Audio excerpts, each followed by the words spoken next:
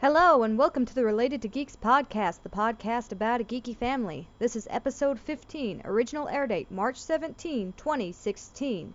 My name's Megan, I am the youngest of the siblings as well as your host, and tonight with us is my sister Sarah. Hello. And our dad, Harry Larry. Multiples of 5, 3 times 5 equals 15. That is a fun fact from Mr. Harry Larry. Kier is not going to be with us tonight. He is down with a bad back, so we're just going to proceed without him. We're going to start with what's caused us to geek out lately, then we're going to go into hopefully fairly short topic because we're a little behind schedule, and then wrap things up with our picks of the week. So starting off with Sarah. Sarah, what has caused you to geek out lately? I've been playing a whole lot of Dungeon Crawl Classics. Actually, I've been judging a whole lot of Dungeon Crawl Classics, and it has been a blast. I just finished my fourth game at the New Game Store this past weekend, or fourth session, I should say, with some of the same people, but every week there's always one or two new people. This week I had 3 new people, and 2 people that hadn't been there in a while that showed up, and a lot of people that normally come that didn't show up, so it all worked out. But we were having a good old time, and it attracted people from across the room, which was kind of cool. Our table was definitely laughing a little too loud at times. But it's amazing what a bunch of level zeros with their occupation tools can come up with to solve a problem. It's pretty fun. So how many did they lose in your most recent game? Okay, in my most recent game, and this is really kind of funny because the last 2 sessions I had 0 deaths. And we're still level 0, we're still in funnels, whatever. And I tried really hard. And I got some people down that they just almost, did, but they were, hanging on by 1 hit point or whatever.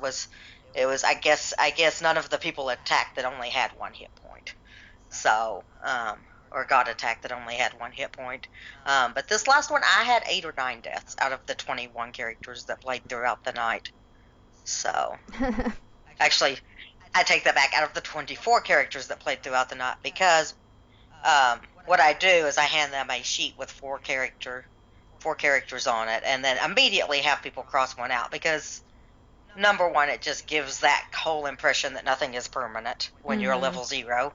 And number 2, running 8 people with 3 characters each, or 7 people with 3 characters each, is a whole lot easier than running 7 people with 4 characters each, because that's a lot of people. Yeah, that's a lot of characters. It also still gives them a little something to do in the character setup process, where they get to take some time to really examine each character and decide which one they don't want to play.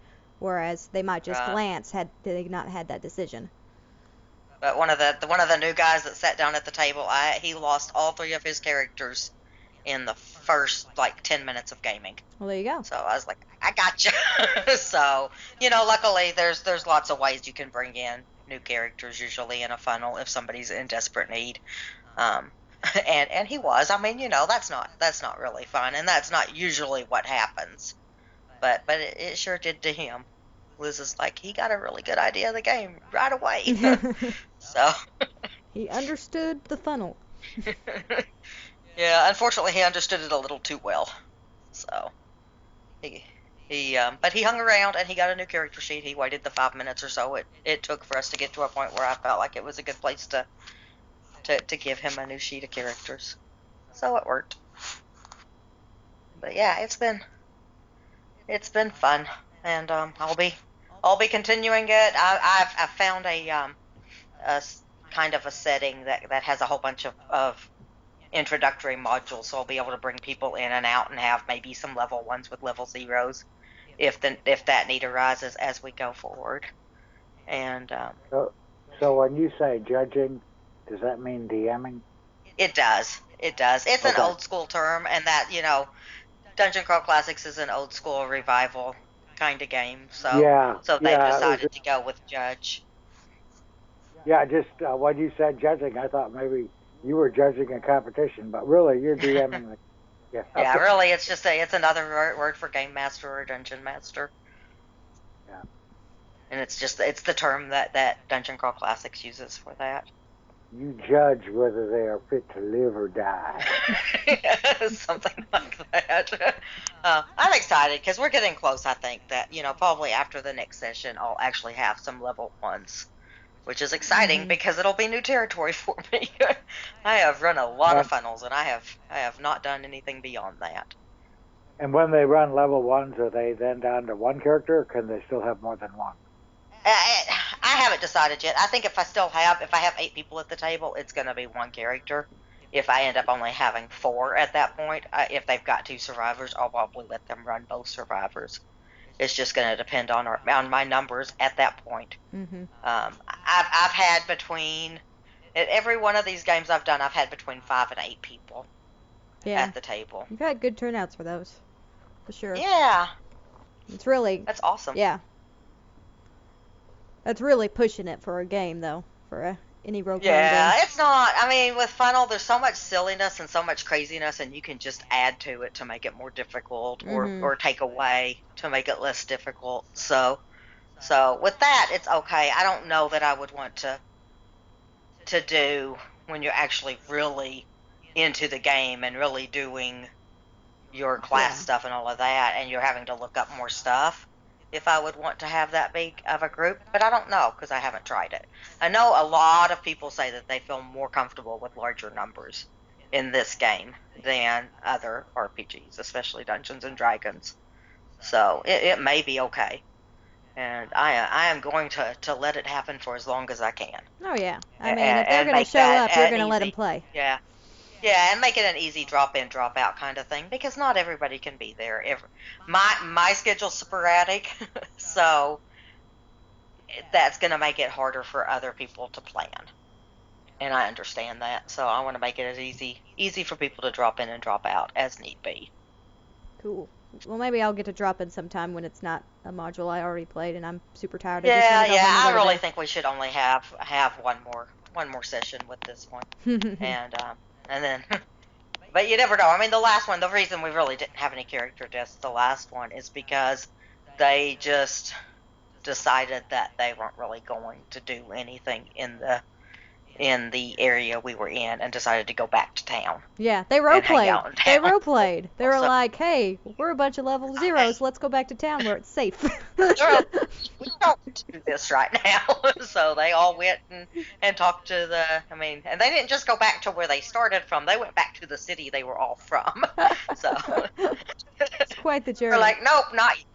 So, we had one encounter, and then they went to town, and then I was like, okay, well, it's 10 o'clock, and I have a 2-hour drive, so I'll see you next week. That was an exciting game right there. But they had fun, and there was still character. I mean, oh, yeah. Even though everybody's playing these characters that they're not really sure they're going to even be able to keep, they were all still doing character development and deciding who these people were, which is really cool.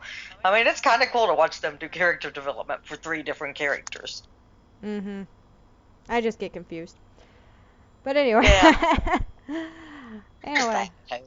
Alright, well that sounds like a lot of fun. I've just played it here and there, and I have some problems with the system, but I really haven't gotten into the system enough to really know if those problems have any weight behind them or if that's just my doubts going into it. But we probably, it's been brought up enough times, may need to do a topic on that in the future when we all have a little bit more experience with DCC in general. Yeah, because all 4 of us have played, at least a little bit. Alright, well Dad, what's caused you to geek out?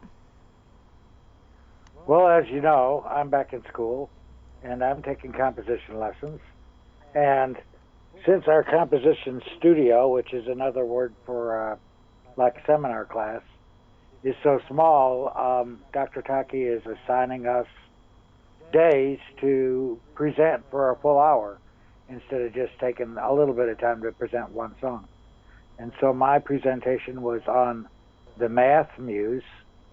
And I went through a little bit of my history with algorithmic composition, and then I went through my maturation into using simpler math that where the math is just a kind of a restriction on the composer, and then the composer creates within that system or that set of restrictions.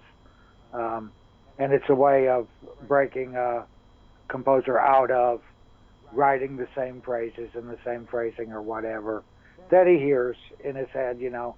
Obviously, you write a song and you like it. Your next song, you like that last one, you're going to write one that's kind of the same. You know what I'm saying?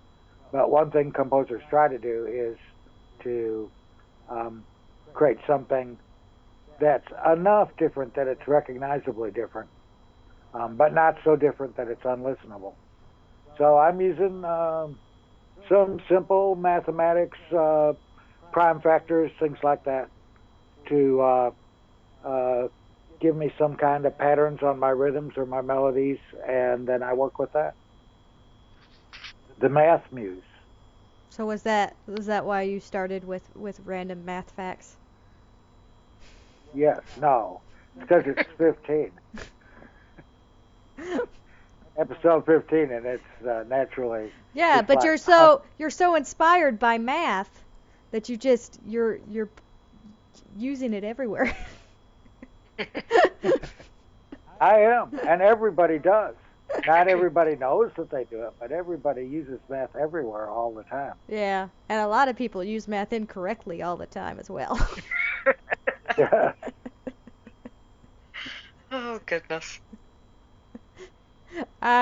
This is just totally a silly thing, but I'm going to throw it out there. I was playing Dicecapades the other day, and it was one of those where you roll a die, and however much you got on the die, you had to name a state with that many letters.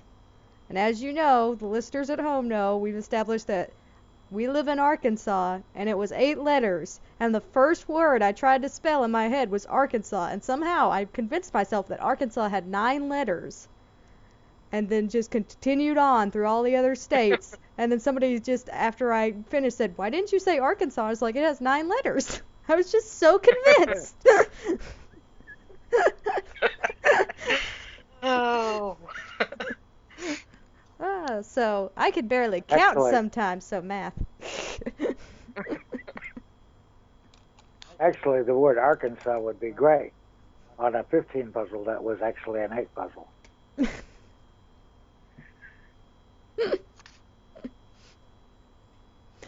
All right, Megan, what's caused you to geek out lately?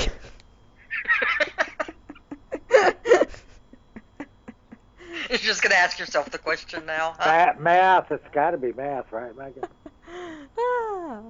Well, actually, if I were to be honest, the longest, for the majority of the time between this podcast and last, it has been board games. But I talked a lot about board games last time, and while I still love board games, and I've got all these different gaming groups that I'm playing games with, and I'm sure a lot of games are going to be going on this week as well, because I have several game nights already planned. Just recently, like in the last, it was yesterday actually. Yesterday, I realized that I was in a position that within the next week, I would have a pretty good amount saved up for a new gaming PC, which is something I've been saving up for a while. And so I've been doing a whole lot of research trying to figure out, what I want to buy. And I'm kind of sad that Kier is not on this episode because he probably would have some advice, or I emailed him, but he hasn't gotten back to me for obvious reasons. But I've been watching some videos and reading reviews and doing a lot of different plug and play type things on PCPartPicker and Newegg, and trying to figure out what's going to work together. And I've got that sweet spot of $700 that I'm trying to work with, and that's really a nice sweet spot for a good gaming machine that will do a lot at 1080p, but doesn't require like a lot of extra like cooling systems or things to handle overclocking and things like that, which I'm not really that invested in. I just want a better machine than I have. And so, I mean, right now I'm sitting here and I really just want to order these parts, but I'm making myself wait a little bit longer and do some more research, because I'd rather take the time and be really happy with what I get than to just buy something right away. But it's something I've been saving up for a while, and I'm really excited about it. It's awesome.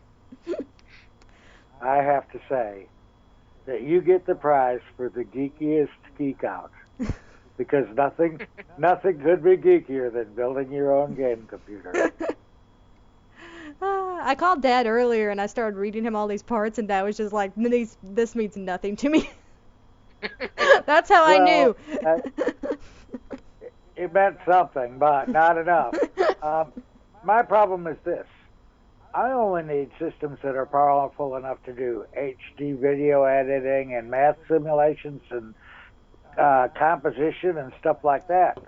It doesn't take anything like the power that a 10-year-old kid needs on his game computer. Mm-hmm. Yeah. I'm excited because Kier just gave us a computer, and it's actually, I think, with a little bit of effort, and by a little bit I mean really not much. I think it's going to be comparable to the system we already have, which is old, I will admit, but it lets me do what I need to do, and it may be slow, but it gets me there. And if we have two computers that will do that, then I can still be on the computer while Liz is typing something up or doing research or playing a game or what have you. So yay for new computers. Yeah. All right. I just hit the door. You hit the door? What did the door ever do? Did you not hear that clank? There was like a... What did the door ever do to you? Oh, goodness. Just an abusive person. And on that note, we're gonna take her table was laughing, so she hit the door. Okay. We're gonna go to break. We're gonna come back with some funnier jokes. We're not. Gosh. You're listening to the Related to Geeks podcast, the podcast about a geeky family. Find more episodes at our website, relatedtogeeks.com. Now here's our topic of the week, games as educational tools. All right, everybody, welcome back. Our topic of the week is board games as educational tools. Now, if you've listened to our podcast before, you know that we love board games, and we also grew up in a household that really had alternative methods of educating children. We were homeschooled. We had a very self-motivated education process. Sarah's homeschooling her child, and we just kind of think outside the box in a lot of ways. And so for that, we're going to go to board game boxes and open those up and pull that stuff outside of the box. See, I'm connecting all this stuff. It's really brilliant when you think about it. This is the better jokes I had promised you earlier, I promise. But anyway, I don't get it. But we're gonna just talk about board games as educational tools, and maybe some ways that you hadn't thought about them before. So Sarah kind of came up with this topic maybe perhaps 5 minutes before we started recording this episode, but she said that she was inspired to talk about this, so I'm going to let her start us off, and we'll just jump in as we feel like it. I'm going to start by saying that there are lots of games out there that are educational games. They are marketed as educational games. Some of them are really good for what they do. Those are not probably the games I'm going to talk about because they're pretty obvious. Mm-hmm. And really, truly, a game does not even really have to have an educational bent to be educational.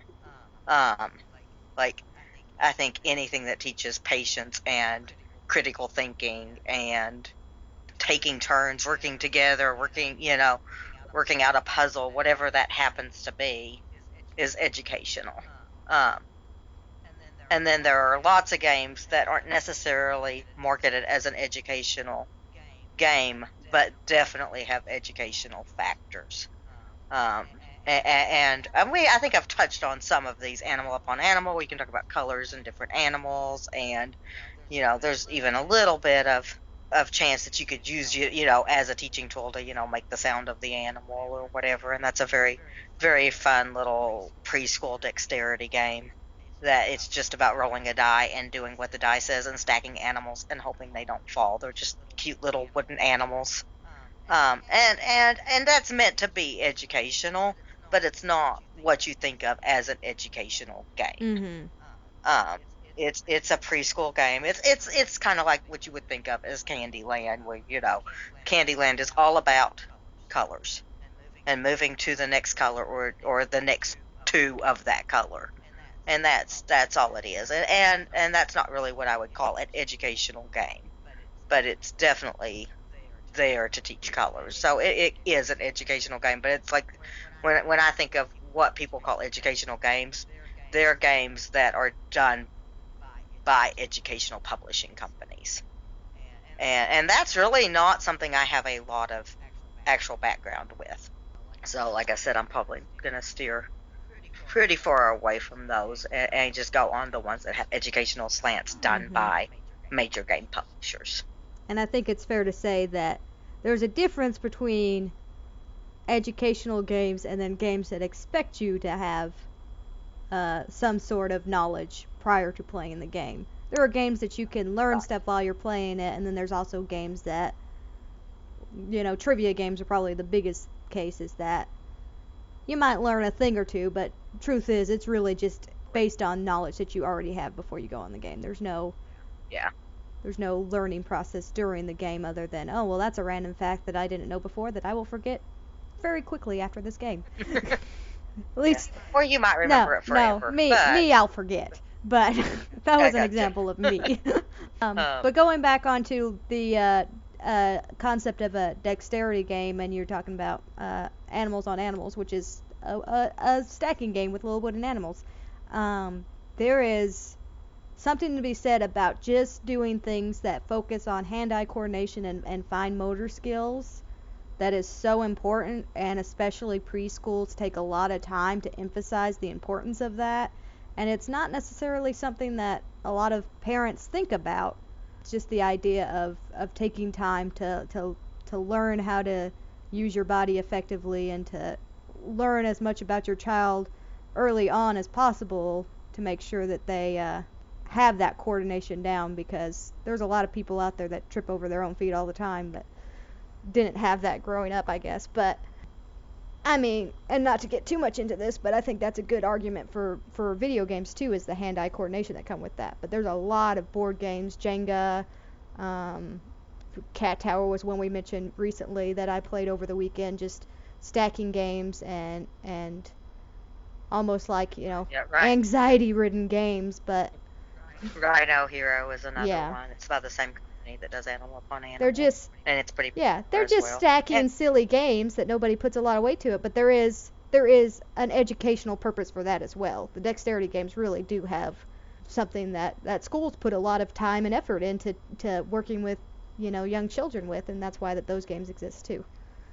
And they're fun. I mean, when you're doing a stacking game and you're trying not to knock down the tower and you're watching it start to teeter as it gets higher and higher, there's a certain amount of fun to that. That you wait with bated anticipation to see if that next thing's going to actually, and you find yourself cheering for somebody. Even though they're always competitive games, you find yourself cheering for somebody who's able to stack it higher, because they really shouldn't be able to. Or if you're Kier, you're just like, furrow your brow and be like, how is that possible? I was just going to say, Dad said he had some anecdotes on this topic, and he's been fairly silent, so I'm curious. Well, this isn't one of the anecdotes, but if it's a game that's fun to play, then there's some kind of strategy involved. Otherwise, you know what I'm saying? Even tic-tac-toe has a strategy, and it wears out on being fun to play pretty quick. But if it's a game and it's fun to play, there's strategy involved. And if there's strategy involved, then it's educational. And even games that aren't fun to play, that have no strategy, like, for instance, Chutes and Ladders, for little kids, it's a great educational game because it teaches them to count, it teaches them to take turns, teaches them to spin the spinner, whatever it is. So it's really... to me, games are essentially educational. If you were not learning from playing that game, you would probably not be playing it. You would probably not find it fun. Yeah, and I mean, Liz and I played the heck out of Candyland and Chutes and Ladders when she was little. From the point she was about 2, we would play those games more than I wanted to. I will say that. But But it was the reaching reward her. for that is not only did she learn colors and to count and all of that, but now I have a almost 15-year-old child that can really play deep strategy games against people who play deep strategy games and be on even kill with most of them. I mean, there's always going to be that person that's really good at them that has a little bit of upper hand in strategy games, but she's definitely better than me at the games that I most enjoy playing, and it gives me something to work toward, and to me that's the payoff, is that now at the age she is now, I have got a constant gaming partner. Mm-hmm. So not only was she learning to count and tell colors, but she was learning how to play games. Yes. Yeah. She knew, she learned, she took turns, she learned that sometimes she won and sometimes she lost. It was just it was just an everyday experience. And that's the thing with Candyland and Chutes and Ladders, and this is one of the things that I think is genius about them, because there's really not any strategy. The kid's gonna win as much as the adult is. Uh-huh. Whereas any sort of strategy to it, the adult's gonna win every time. There's no natural winning in that. If a kid wins, it's because an adult usually would let them win. And you don't have to do that with Chutes and Ladders and Candyland. They're gonna win about 50% of the time if it's two people playing. Chess. With chess, it's usually the better player that wins, even if they're younger. Well, okay, but I'm talking about playing with a 2 or 3-year-old. I'm talking about, if I pulled they're out... not to the age of 4 where they're playing chess masters, Dad. You have to wait till you're 4 before you can start playing chess masters. But, I mean, at that age that she was playing Candyland and Chutes and Ladders, even a game like Sorry, which is really not heavy strategy by any means, if I would have pulled that out, she could have counted, she could have moved the pieces, she probably could have understood that, but she wouldn't have made the right decisions. And I would have beat her every time. Well, and I think the important thing, and I think probably the most important thing that board games teach you, and you touched on this a little bit before, you talked about the random nature of some of those younger age group board games, but I think the most important thing that surrounds the culture of board games that are by in nature competitive, but at the end of the game, people find the experience enjoyable whether they win or lose. Now, there are those sore losers, but I feel like the culture around board games promotes a positive, you did well whether you won or lose. There's not sore losers and sore winners in the way that there are in a lot of other competitive outlets. I mean, you look at competitive video games, there's a lot of sore winners and a lot of sore losers. You look at sports, it gets to where there's rivalries that are really deep and scary, really. But board games, I think, really create an environment, and if you raise your kids in it right, teach them that it's okay to just play as best you can, and sometimes, luck or wasn't on your side, or the other person's just a more skilled player or more familiar with the game or whatever. But I think that educational tool in itself, the skill of being a graceful loser, is something that more and more people have to learn. Yeah, I got called a mean mom a lot of times because I didn't just automatically let Liz win every game.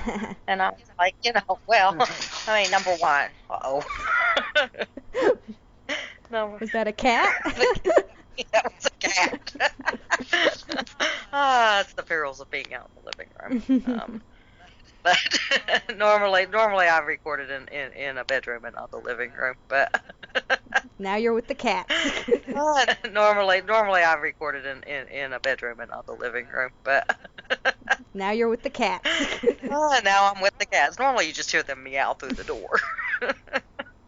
Yeah, you're a terrible mom, not letting your kid win. Yes, that's it right there. I mean, I definitely would encourage her and help her. Mhm. When I saw that there was something that maybe, when she was really thinking about it, and you could tell that there was like this puzzle, I'd be like, well, if you do this, this is what's going to happen. If you do this, this is what's going to happen. So I would help her, but I didn't play a lesser game. Mhm. I helped her play a better game. I guess that's what I'm trying to say there. Yeah. Well, and there's definitely more to board games than just teaching a kid the rules. You also have to teach the kid the strategy. And that's something that over time they'll understand more and more, to where at age 15 they'll be able to sit down and play complex strategy games. Or younger. I mean, not that. I mean, Settlers of Catan. We've talked about it before, or Catan now. Sorry, it's it's a pretty common introductory game for people. Mhm. And we got it when Liz was about 7 or 8, and the first time we played it, she just, she beat Devin and myself. I mean, it was just a thing. It was. And the same thing a couple of years later with Puerto Rico, which is not a light strategy game. It's there's very little luck in that game. And boy, she sat there and she solved the puzzles and the problems and tried to figure out what the best moves for herself was, and she beat us because she's a pretty good strategic thinker, even at that young of an age. Whereas, and I really think that that's just because we have played board games with her since she was, since she started walking almost.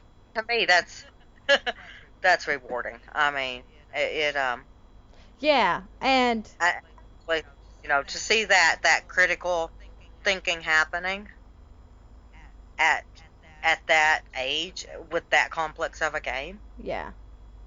It's pretty amazing to watch those wheels spinning. And truthfully, you want your kids to get to that point where they can beat you, not because you let them win or because you weren't trying, but because they understand the mechanics and they've spent enough time with it to where they know how to play. I mean, just like with anything else, you're trying to make your children a better person than who you are, in every way that you can. And so you should celebrate those successes. I can get the word out. This is why I want to celebrate the success of AlphaGo. Our child, the human race's child, AlphaGo, has done the impossible. In the Google DeepMind Challenge match, won 3 straight games against Go champion Lee Sedol. So this is geeky and educational, probably one of the most educational games of all time, the game of Go. And now there is an artificial intelligence computer program that can beat a Go master playing Go. Yeah, and I think they had a challenge back in the fall where the computer beat the Go master, but the Go master started with a huge handicap in order for that to happen. Oh, yeah. In order for that to happen, yeah. Yeah. So this is a development this is now heads up challenges, and that's this is a few months from that. You know what I mean? It's less than half a year, I think. So whenever the Go computers start programming themselves to play better Go, then we will reach the Go singularity, and humans will never win at Go again. That when I talked about making our children better people than we were, I wasn't going for like the robots taking over the world. I mean, it's eventually gonna happen. I mean, that's the ultimate, making your children better than you. But Dad took a massive leap there. Yeah, I think I'm right on that as far as the date goes. It could have been, a year ago. I don't know. But I really think that I remember hearing about that recently. Whether or not I heard about it when it actually happened or later. I mean, because sometimes it takes a while before you actually hear the news. Mm-hmm. So I could be mistaken on when that happened. But that's about the time I learned of it. But on the 4th game, Lee Sedol came back. and he whooped the AlphaGo program. So it beat him, but the human player was still able to eventually figure out its patterns. Well, we don't know yet. Or just There's got lucky. One game Got lucky against the computer.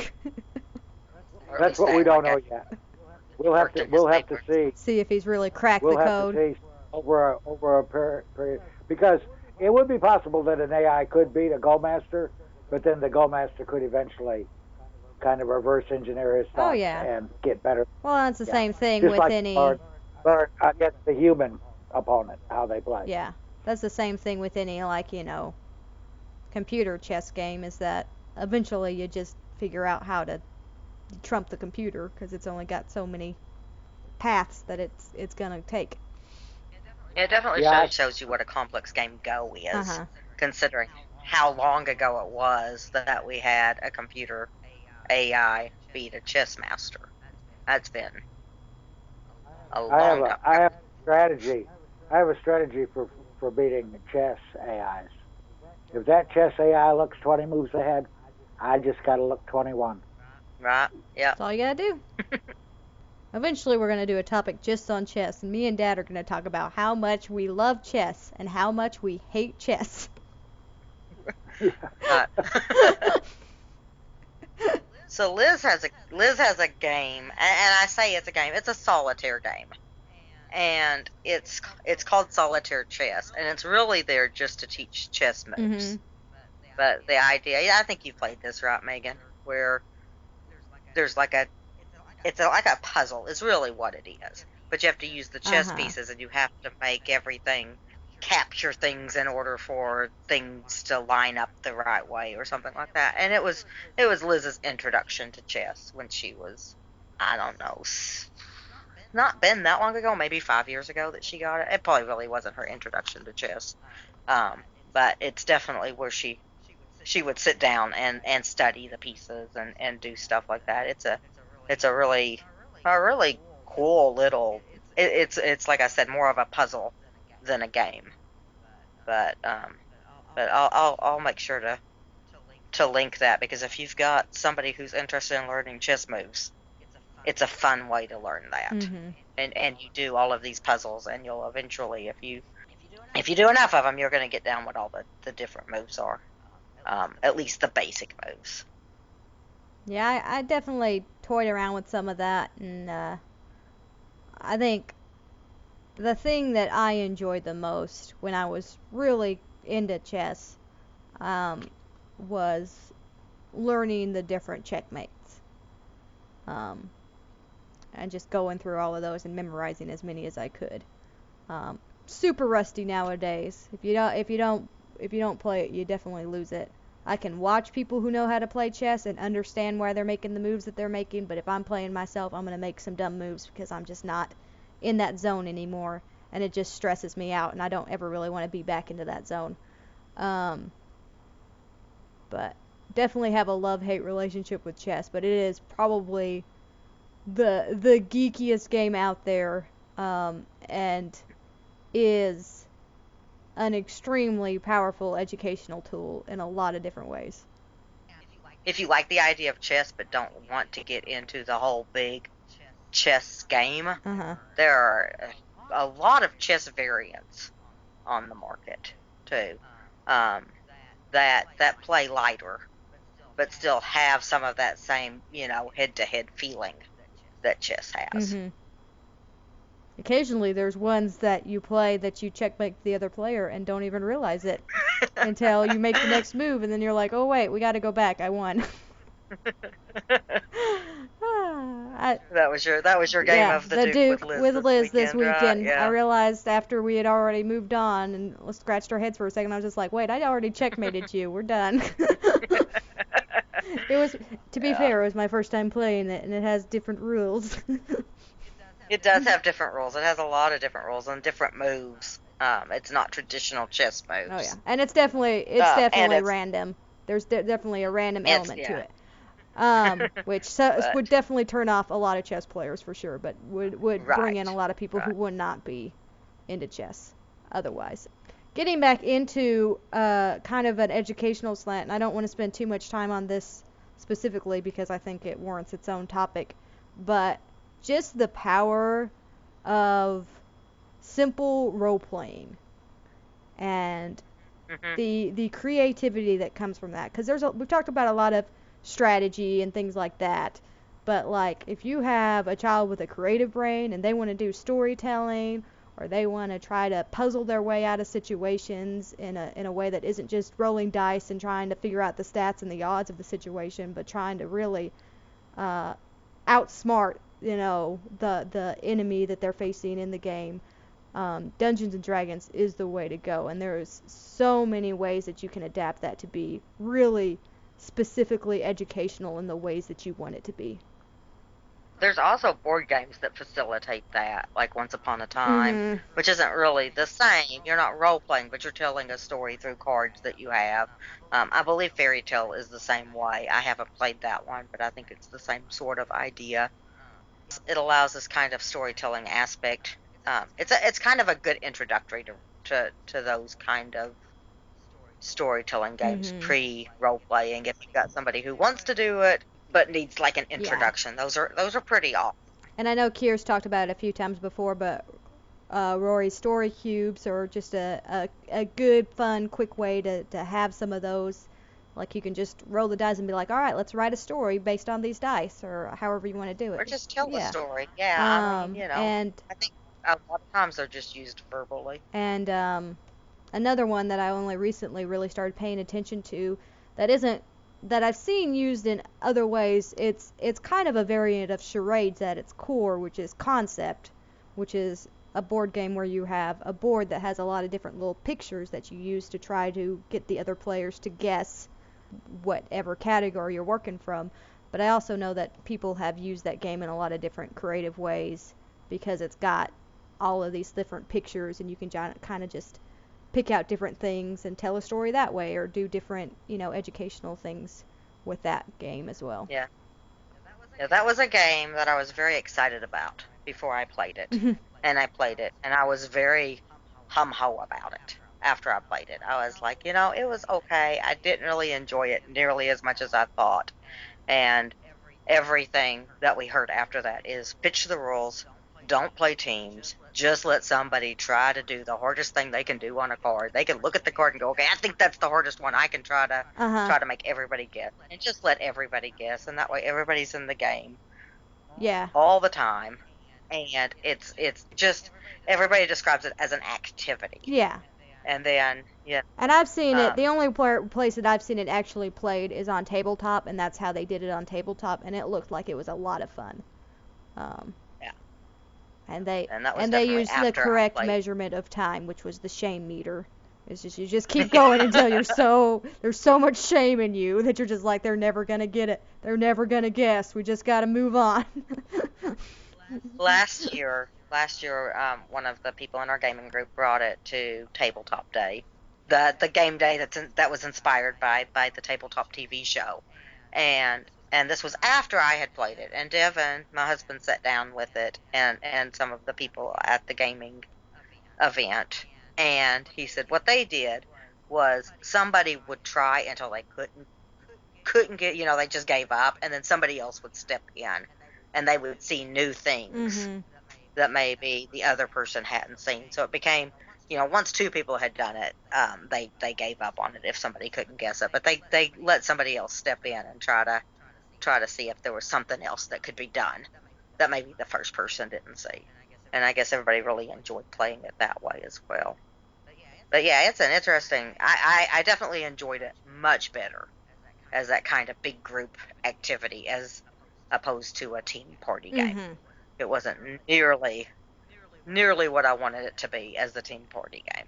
And it's got one of the most eye-catching boxes I've ever seen. Oh yeah.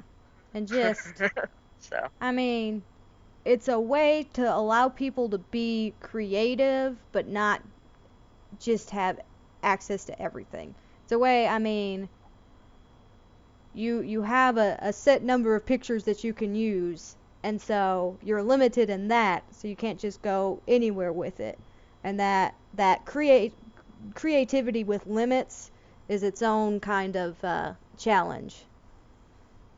Right. It's also a different kind of creativity, too, than, say, drawing or, like, actual charades where you're creative with your body, which a lot of people are super uncomfortable Yeah. with. But, putting cubes and markers on a board with a bunch of pictures allows them to be creative in a way that's comfortable. And this is going to be especially true of I think, teenagers. When you talk about, like, kids. Like young kids are absolutely fine drawing and, doing charades with their body for the most part. But when they get into that middle school age range and above, this is something that still allows them to kind of play those kinds of games in a very non-physical manner, or non-artistic manner, but still feel like they're having that experience. It's a very similar experience to charades. Yeah. I was actually really surprised by that part of it, how similar it really is to charades. That's definitely another game that just has all kinds of learning possibilities to it. Yeah. And one of the things I really like about it is the cards do go from an easy to a harder to a harder to the hardest. So you could play with kids by just playing on the top one, even, for the most part, even if you could maybe convey one of the harder things to people as an adult, kids aren't going to know it. A lot of those are really phrases that aren't going to mean a whole lot to an 8-year-old. But the top one is almost always something that can be just like understood. Just like an object, like an airplane or whatever. Yeah. I like games that scale like that. Another thing, and something that's surfaced a lot recently, is cooperative games. And I think those are a really great educational experience with your kids, because then you get to kind of help them and bounce ideas off of them, but they don't feel like you're trying to help them win because you're trying to win together, Yeah. So it's a good way to have everybody on an even playing field that way, and not have it be a competitive learning experience, have it be a cooperative learning experience. Right. And in addition to that, not just kind of touching on that same thing with the cooperative, one of the things that's almost always true of completely cooperative game, I'm not talking about games that are one against all or may have a traitor mechanism in them or something like that, but true cooperatives like Pandemic or Forbidden Island, those kinds of games, is open information. Yeah. So games that you don't have to like see what normally you wouldn't see to help out your kid. That there's King of Tokyo, which is a competitive game, but everything is always out in the open. And I really enjoy those kinds of games for playing with young kids, because even if they're not strong readers, you can help them every step of the way, and not even necessarily be helping them win, but help them decipher. Yeah. You can tell them what that card says, what that card means. Well, and it's not just with kids either. It's like any new players. Those are some of the... Yes. And that's a whole other educational experience, because there's a lot of people who are adults who are just getting into board games, or getting back into board games after only playing like Monopoly and the Game of Life when they were 10. It's the idea of having it to where they don't feel like they have to like just hold on to things because they don't know how to use them. Everything's out in the open, so if they don't know how to use it, they can just ask, and it can be, Right, you're not showing your hand because everybody knows your hand. Yeah. And I'm really a big fan of those kinds of open information games for new gamers, for young gamers. Like King of Tokyo, we were able to play with my 6-year-old, our 6-year-old nephew he's not 6 anymore, but at the time he was, and it was his favorite game because it had some of those kind of choices that you would normally only get in a game that has hidden information. Yeah. Like the for special powers and stuff like that are normally things that are hidden. Yeah. Plus it has giant monsters destroying cities. It is. That helps everything. That's how you appeal to a 6-year-old, just right there. Yeah, and a 27-year-old and a 50-year-old. I mean, I can't tell you. It's one of those games that you can put it on the table and people will come running.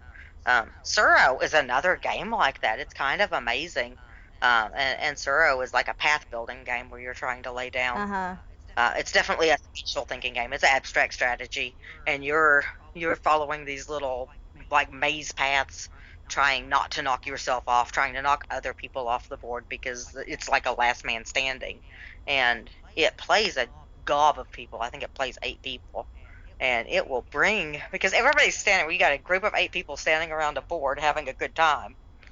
It will bring people from across the room. Yeah. To see what you're doing. And that whole kind of trying to follow that maze and stuff is kind of thinky, especially for as easy of a game as it is to pick up. Mm-hmm. I mean, it's the simplest of rules. It's one of those games that takes maybe a minute to teach and plays really quick. But man, everybody has fun with it. And again, it's not open information, but it's definitely something you can help kids with. I don't think it really affects the game if they show you what they have, as much as other games do. Yeah, for sure. That is, I mean, because there's so many pieces that will have the same effect. So it's not like... I mean, you can definitely look at, everybody starts, you have a hand of 3, and you get to pick which one you want. So it's very possible for you to show them, go, okay, is this going to happen the way I think it's going to happen? Mm-hmm. And get with it if you really need that help. And if people are, I think for the most part with new gamers, people are willing to help. You want to start playing games and you find a group, and the first thing they do is start trying to use your lack of knowledge in the game to their advantage to win. You need to go and find a different group.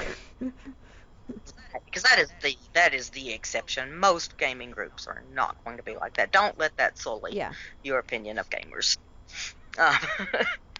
Like I said, it's the same thing. Even with a new game, like if I'm playing a game with even somebody who's a gamer that's maybe playing a game with me for the first time, I will help them out with strategy along the way as best I can. Now, that's as best I can. Yeah. I'm not saying my advice is good, but I'm gonna help you out where I can. Take it with a grain of salt. If you end up dying because of what I recommend, I apologize. Because she knows better than I do. But yeah, I mean, I think the big thing to take away from this is games are learning tools. Yeah. And you don't have to. Obviously, we've talked about a bunch of different ways that you can learn from games, and they're very. I mean, any type of game that we could think of, we throw out there and figure out a way. So, truth is, find a game that you want to play first, and then focus on the strengths of that game, and make sure that time is spent on thinking about those things, about the strategy, about the learning the deeper concepts of the game. Yeah. And not just leaving it to the random roll of the dice. Yeah. And like I said, especially at young ages, those random rolls of the dice can really work to the benefit of a young child. Mm-hmm. But definitely by the time Liz was 4, she was so ready for something, something more than that. At that point, once those colors are down, once that counting is down, it's no longer fun. It's no longer educational. Mm-hmm. It's time to move on and find something, kind of the next level. And for us, that next level was Clue Junior, which was kind of it was very Clue-like. It was Who Stole the Cake, I think, or which dessert. And I can't remember what it was. That's even a worse crime than the actual Clue. I don't know about that. Who stole the cake? What kind of monster would do that? It's been years, but it was all done in pictures, so she didn't have to be able to read like you had to with regular Clue. And there were much less choices, so it was easier to make that revelation at the end. You didn't have to have as many steps. But once we played that a couple of times, she was ready for Clue. However, she still wasn't really a reader. Like, especially with some of the names, like the conservatory and all of that. That was a little much. And even though it's written on the board and all of that, it was still a little much for her as a non-reader. I mean, she was still, at that point, reading very basic um, easy read books. Mhm. And so what we did was we literally took the cards and scanned them in or photocopied them. So she had a little marked sheet with all the cards on it so that she could match up the cards in her hand and not have to try to figure out what word was wrench and what word was, it was just that much easier for her. She could look at picture to picture as opposed to word to word. Mhm. And so there are ways to even make games that require maybe more work for a younger kid. But yeah, we moved on to Clue and Sorry and all of that stuff once she got bored with Candyland. Pictureka was another one that she really enjoyed, which was, I don't know if it's available anymore, but it was just kind of a mass market look for hidden objects game, and she loved that game. I had a copy of that game at one point, and I just remember that, like, when I had some games stacked up, it fell, and, like, the box kind of, like, exploded a little bit, and the cards went everywhere behind a couch, and, like, it took me the longest time to get all those cards recovered.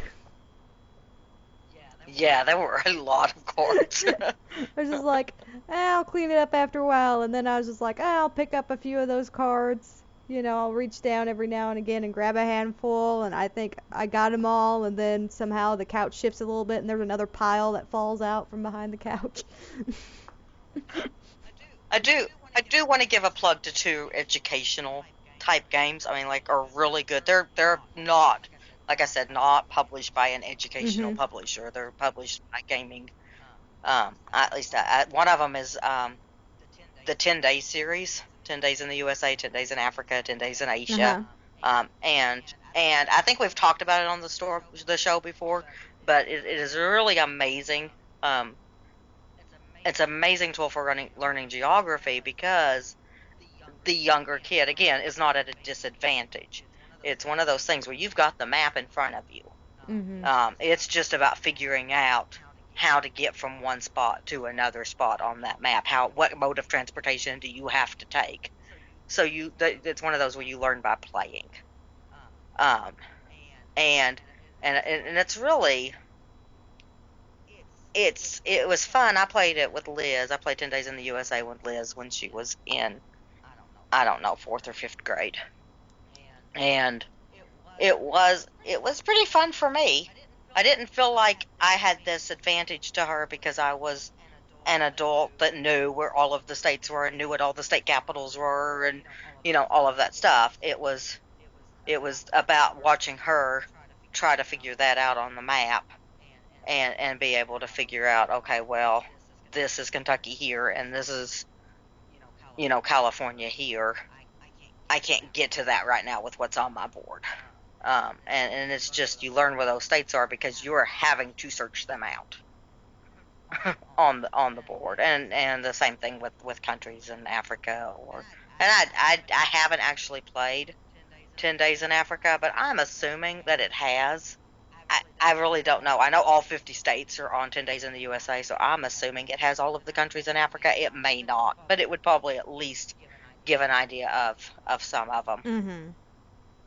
Definitely the placement in the area. And the other one is Timeline, and there's also Cardline, which we may have talked about before too. And this is one where somebody with some knowledge would have a little bit of an upper hand, but I think you're still learning as you play. Because you're like, oh my god. I mean, even as an adult, there are times that I'll put something there and I'll be like, I was certain that happened much earlier in the timeline or much later in the timeline than it did. And Liz just soaks up that information and remembers it. And we've talked about this with education. I'm not very date-centric with her history. We talk about kind of the time period about events, and, I mean, she knows that Civil War happened before World War I and after Revolutionary War. She may not. She'll probably even be able to tell you that it happened in the mid-1800s. She probably would not be able to tell you the exact years that the Civil War happened in. But she'll sit down and play that game, and she'll remember a lot of those numbers better than me, again. So she is kind of at least learning in that generalization of this happened before this and after this sort of thing. Yeah. even if she doesn't remember the exact date, she'll go, oh, I know that this happened after, I know that the typewriter came after gunpowder. I mean, obviously those came many, many years apart, but that's what came to my head. But she'll remember that correlation, if nothing else. Timeline was going to be one that I suggested if you didn't, but I figured you would. But it's definitely one of those that I think you do. We talked about like trivia games and things like that, where you might remember one or two random facts that you didn't know before. But I feel like Timeline, you actually really learn playing that game. Whereas, yeah, because there's that whole shock of why did that not happen where I really thought that happened. Because you have that pre-existing kind of idea of when things happen, and then when you actually lay it down and realize, then you're like, oh, I thought it was earlier than that or whatever. Even if you're still technically right where you place it, because sometimes there's very large gaps in the timeline where you're placing, so you might still be right. You'll be like, oh, I was still a century off from where I thought it was going to be. I just managed to be okay where I was placing it. Yeah, I think it has more of an aha moment. Answer to a trivia question a lot of times, if that makes sense. I'll tell you though, there's definitely been times where I've just scratched my head and been like, I have no clue. But it's fine. It's another one of those that's really, really easy to teach, really easy to pull out and play in a very short amount of time. It's you basically are placing things in an era, in a timeline, and that goal is to get rid of the cards in front of you. If you miss something, then, you basically have to draw a new card, and you don't get rid of a card that turn. Or you get rid of a card, but you're getting a new one, so you're still at the same amount of cards, where if somebody who gets it right drops down one card. So, it's a very simple concept on how to play it. And the other thing that's really nice is you can start with one box and have a very limited supply. But when you get bored with that and you really know everything, you can add another box to it. And I think there's, at this point, 6 or 7 different versions of it that you can put all together and play just, where you're dealing with all kinds of different, like there's arts and cinema and music and discoveries and inventions and, historical events. Just all sorts of different things, and we own 2 or 3 of them. And I would really like to have them all just for. I think you could play more people with a larger amount too. Yeah. And really just get this huge timeline going, which I think would be fascinating. We may have put Dad to sleep. I'm wondering. Oh. All I can say is it's a good thing Kier wasn't in this episode. Because we were thinking, okay, let's just try to get through this pretty quick. And now it's like an hour later. I told you would have to shut me up. I made that comment. I have one thing to add. Wrap it up. Make it big. In on a joke. Yeah, this is really big. That artwork that Sarah said was so good, that game artwork that Sarah said was so good, it was outside of the box. Oh.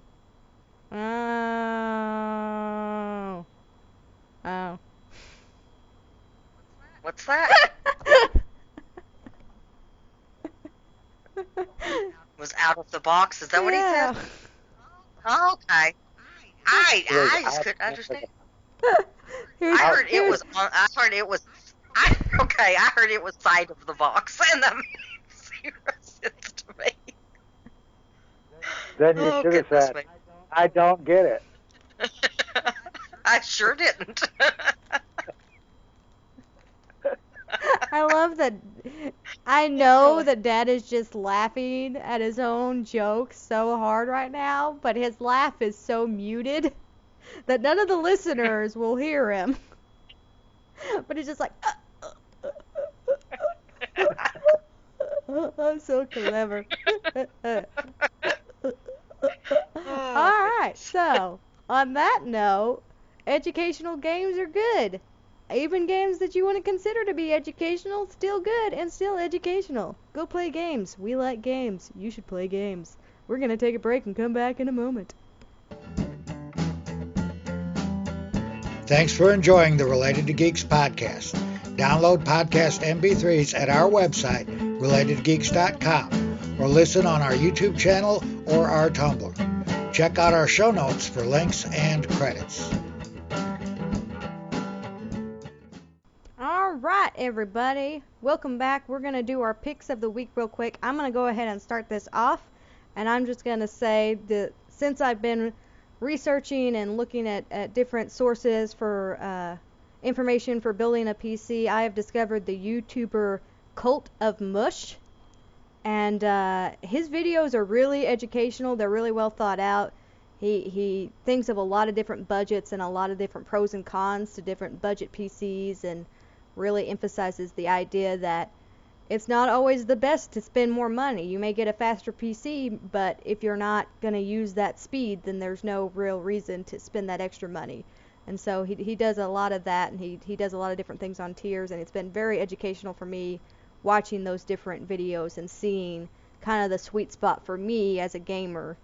And I know through looking at some of the comments that there's a lot of people that just enjoy his videos, that even if they're not researching on how to build a PC at that moment, they just enjoy watching his PC builds, and he's concise but thorough, and there's a lot of comments along the lines of, I already have a gaming PC, I'm good to go, why have I just watched 10 of your videos on how to build a gaming PC? So definitely a good quality YouTuber there that I just discovered today. So that is my pick of the week. How do you feel about that? We should probably be watching those too, because I know that my husband would really like to build a gaming PC. He's a good one. I mean, I'm sure there's many others that are just as good or better, or what, depending on your preference. But he's one that, I mean, once I watched one of his videos, each of his videos, I feel like is a good length of like 5 to 10 minutes, or where you get a lot of good information and he explains his decisions well, but you don't feel like he's long-winded, or you're watching a 40-minute video to tell you information that you didn't really need to know. He just cuts to the chase and really hits the high and low notes in a way that make you feel like you're getting a lot of information, but you're not investing way too much time to get it. Definitely a niche YouTuber. Yes, definitely a niche YouTuber. But he's got about 150,000 subscribers ish, and I mean, there's a lot of people that just watch his videos, whether they're particularly in the mode to build a PC at that moment or not. He just does a lot of smart research and really keeps up with the stuff. Like every month he's doing like, here's your best deals on graphic cards, and here's some different price scales. Like he'll go from around 100 to 150, and he'll jump up a little bit incremental there to the next graphic card, which is slightly more powerful but slightly more expensive, and he'll kind of talk about the different pros and cons of those situations. So I think that's the biggest thing that made me realize that he was really taking a budget into account, because he was talking about, you could go and build $1,000 PC and it would be great, but if you're going to play a game that you could play just as well on a $600 PC, why are you spending the extra $400? So that made me warm up to him a lot, because he really thought out that side of thing and wasn't just going for, let's go for the biggest, most powerful machine we can, let's make a $3,000 machine with 64 gigabytes of RAM, because you need that right now. I mean, it was, here's a realistic PC build. Let's talk about that for a while. So, yeah, CultOfMush. I'll leave it in the show notes, or Dad will leave it in the show notes after I email him the link. But I enjoy him. Dad. Cool. Awesome. Sarah started the last 2 times, so we're gonna leave her for last. My pick of the week is Harbor Freight. We're all familiar with Harbor Freight. They have the tool catalogs. Okay. This is why I wanted to do carpentry. Anyway, I started construction on my rehearsal space, aka storage room, and I didn't find my line level, which is a little tiny piece of plastic level that you hang in the middle of a string, and you see if your stakes, you move your string up and down to get things level. It's important for carpentry work. And so I checked out, and I could get them on, $3 here and $4 there and $5 there. But at Harbor Freight, they were $1.29. So I went to Harbor Freight, and like all good Harbor Freight customers, I bought that and a bunch of other stuff. because besides starting this construction project, I'm taking musical instrument repair, and he's got us making a list of tools that you would need in a musical instrument repair shop. And most of those tools that, a lot of the tools I already have, but most of them are tools that are smaller than what I normally use. And so I've started a toolbox that I'm calling my small tools. And it's really designed around what you need to do musical instrument repair. And so I went and I bought, these 6 pliers for, these 8 pliers for $7, and these screwdriver set for $5, things like that. And I got me a vernier caliper, which I've never owned a vernier caliper, but I've used them a lot, for measuring inside and outside diameter and stuff like that. So my $1.29 line level ended up costing me just a little bit over $30 time I got home. So that's the Harbor Freight way. Yeah. They're also really good for organizational items. Yeah, they have a lot of that. They have a lot of big stuff, motors and presses and drill presses and stuff, But they also have very low cost Chinese hand tools that are about the same quality as all the other Chinese hand tools. Their tools are really tools. They don't just look like tools in the picture. They're not the best tools you will ever buy, but they really are tools that will do a job. Our theory is if it's not something you're going to be using on a really regular basis, buy it at Harbor Freight. If it's something that you're going to be using really regularly or needs to have kind of the power of, say, a circular saw or something, maybe don't buy it at Harbor Freight. But look at reviews. People will review the heck out of Harbor Freight tools, and some are just better than others too. Yeah, their hand tools are tend to be better than their power tools. Yeah, and we have a lot of their hand tools. But I bought, because I had to move the cars for the construction project, I bought an air compressor there. And I got the little tiny, cheap, oilless air compressor. Cost about $60, and you carry it in one hand and all that. And it aired up all my tires fine. So, cool. I was thinking maybe I'd get something that was more, but why? Then it'd just be heavier to carry or take more room to store, And this little $60 air compressor is doing what I need. So that's the advantage of Harbor Freight. Just like computers, you could spend more, but if you don't really need more, go to Harbor Freight. So, Sarah, what's your pick of the week? I'm going to go with a board game called Fuse. Ooh, I played that game. I got it a couple of weeks ago and have played the heck out of it. This is very rare for me to pick up a game. Usually I'll play it once or twice and bring it to a game day and maybe play it there. The first week we had it, I think I played it every night in some variation or another. But basically, it's a cooperative game, which we've talked about. I like cooperative games. And everybody starts with 2 cards in front of them that are bomb cards. The idea is they all have some sort of placement on them that you have to have certain colors or certain numbers of dice that you place on them, and then there's a bag full of different colored dice that are just 6-sided dice, and the person whose turn it is pulls out the same amount of dice as the number of players, rolls the dice. Everybody talks about what ones they can use. Everybody can take only 1 die and put it on one of their 2 cards. If there's any that just can't be taken by anybody, or somebody needs something more than the other person because they're trying to finish off a really hard bomb to get rid of it, because the idea is you're diffusing bombs. And if that happens, then that person has to roll the die, and if you have that color or that number die on the card in front of you, you lose that.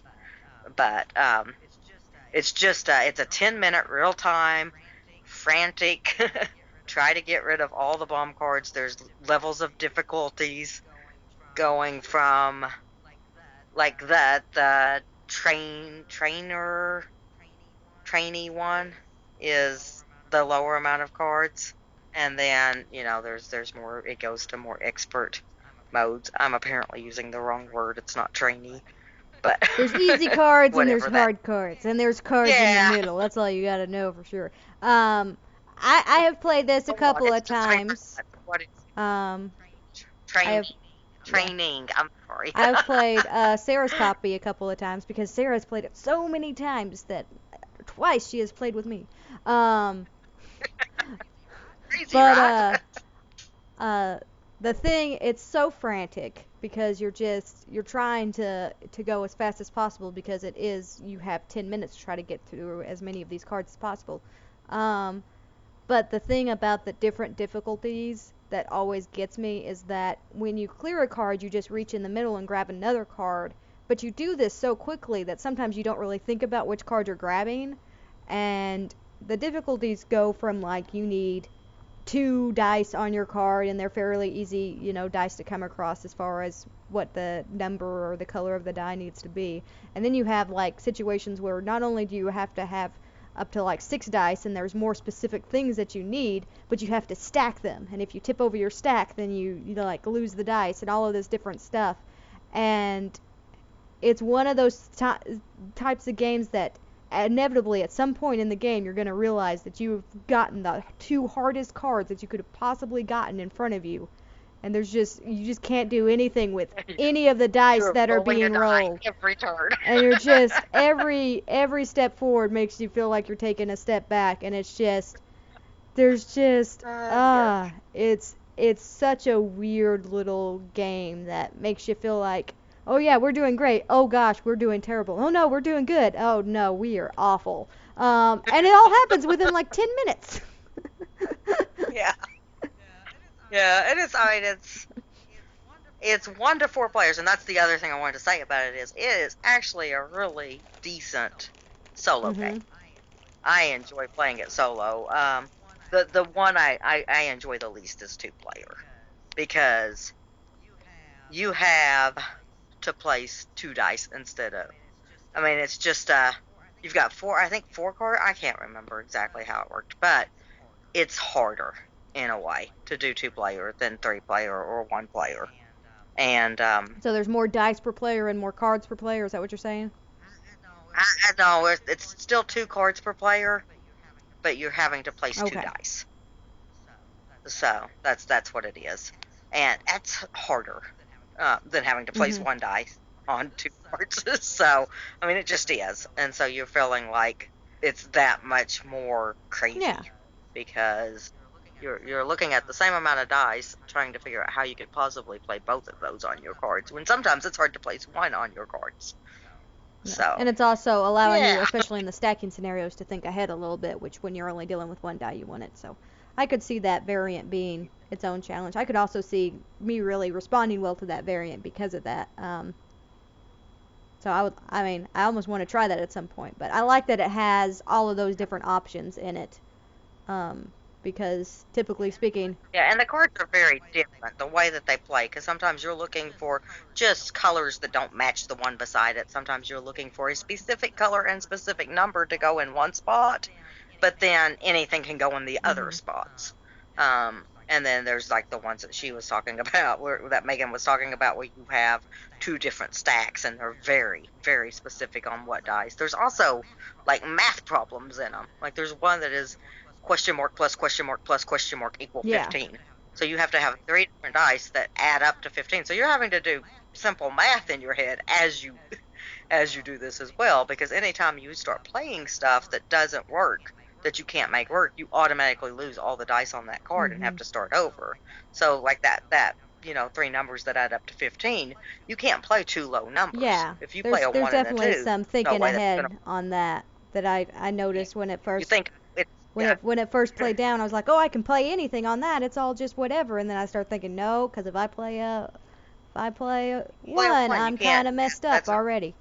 Because the other two dice can only add up Yeah. to 12, which is only going to give you 13. So, yeah, there's a little bit of that little. Yeah, it's a think.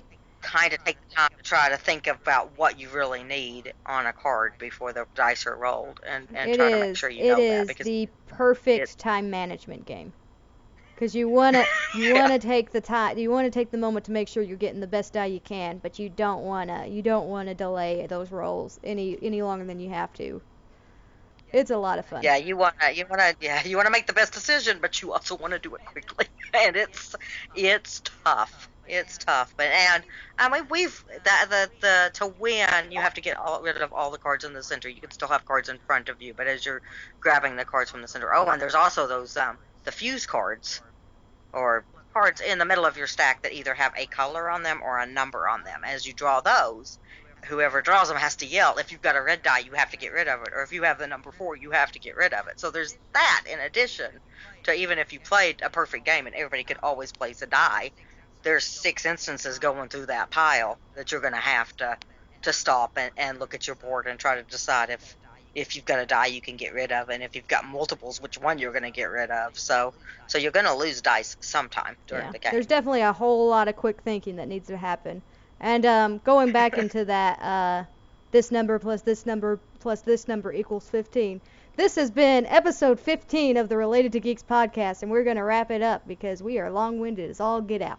So we thank you so much for listening. We hope you have enjoyed this episode. We'll be back in a couple of weeks. Hopefully Kier will be better and able to sit up properly and not be all back-broken-y. But anyway, we wish him well, and thanks for listening. Bye! Bye. Good night.